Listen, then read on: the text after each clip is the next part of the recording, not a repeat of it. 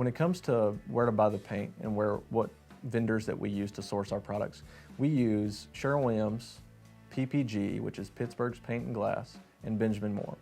And I would say we use Sherwin-Williams the most out of those three that I mentioned. The reasons aren't for superior product. They all have really good products, and we stand by all of their products that we use, but they're way more available, and so we can get them easier. So we use a lot more Sherwin-Williams, but when it comes to a customer, we have to do it job by job. If we come in and somebody's got a development project that they're wanting to do, that requires a commercial grade level of paint.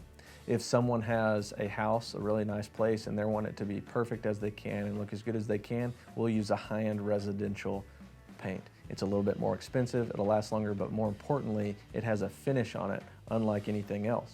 Where a commercial paint, its finish isn't quite as pretty, but it's a little bit more durable, and it's a little cheaper for that developer. So it really depends on your project, but when we come out to you, we don't ask the customer to buy a gallon of paint. We don't ask the customer to buy anything, any sundries, that's caulking, roller covers, tape, anything. Rodgers Painting, when we give you a price, it's labor, material, and profit margin. Everything is wrapped up into one. You know what you're gonna get before we ever step on the job.